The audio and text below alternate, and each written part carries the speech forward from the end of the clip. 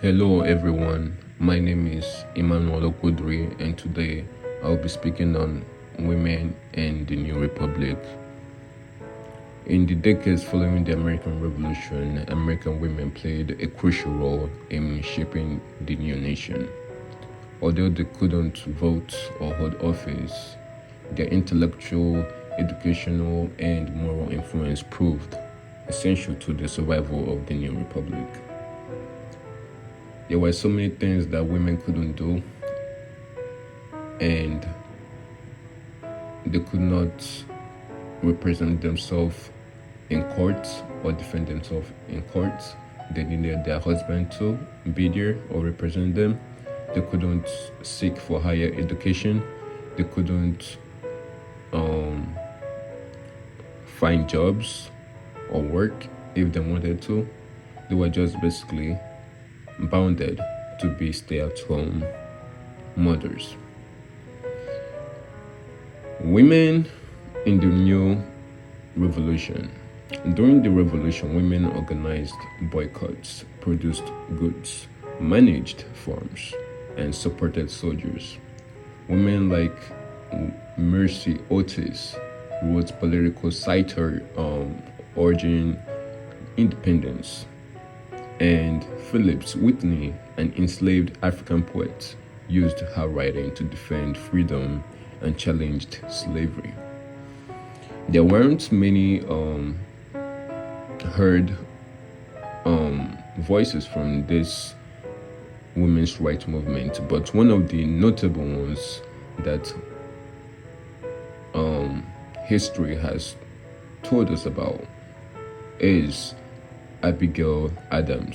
One of the best known voices was Abigail Adams, of course, who famously urged that women should never give up and should fight for their human rights or basic rights, Although her requests went unfulfilled, it reflected women's growing expectation to be included in the new republic.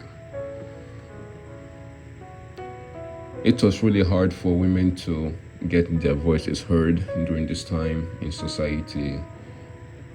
The US government just didn't give them any sort of listening ear and just made things hard for them, And Abigail Adams was one of the few women who got her voices heard, but in the end, it sort of didn't really matter, because her attempt didn't really work, but it was still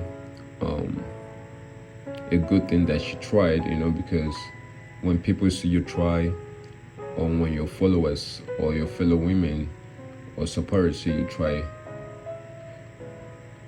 it just builds the morale, because sometimes people just need someone to look up to, and Abigail was one of those people for women at that time.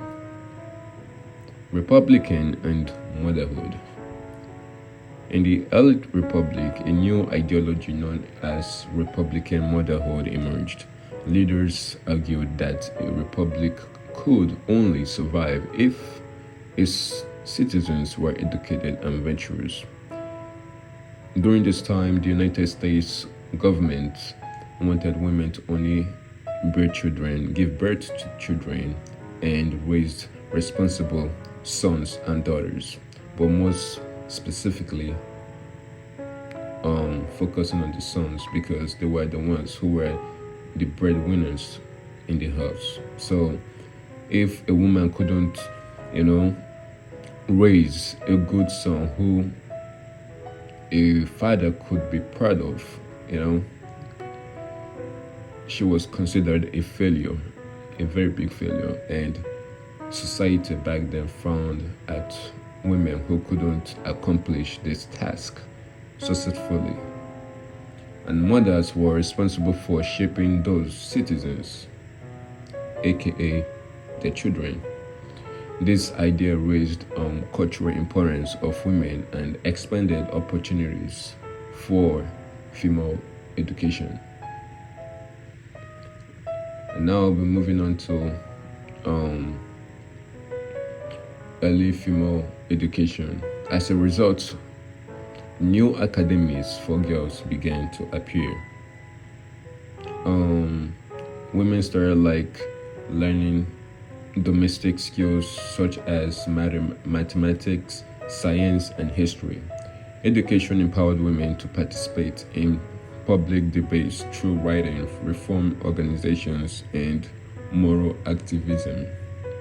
It wasn't easy, but they went for it. They were daring because they saw it as if it does not work now, it will never happen again, or it will never work again.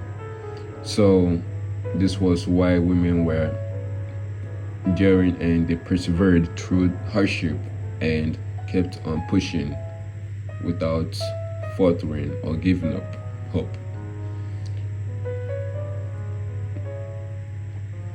Even without legal equality, women found ways to participate in the political life of the nation. They wrote petitions against slavery, published essays, and led religious and charitable societies that shaped public opinion. These early forms of activism laid the foundation for the later women's rights movement of the 1840s and 1850s. And in my conclusion, I'm going to say that women of the new republic were not silent observers. They were educators, writers, and activists, and moral leaders. Their influence strengthened American democracy and prepared the way for the future generations to demand full citizenship and be responsible for themselves, because when you're not responsible, or when you do not speak up for yourself, you cannot expect someone else to do it for you, or else you are doing yourself a great deal of harm and those who will come after you. So thank you for watching my video, and thank you for listening to this video or audio. I hope you learned something from this historical journey with me, and I appreciate your time. Thank you. God bless.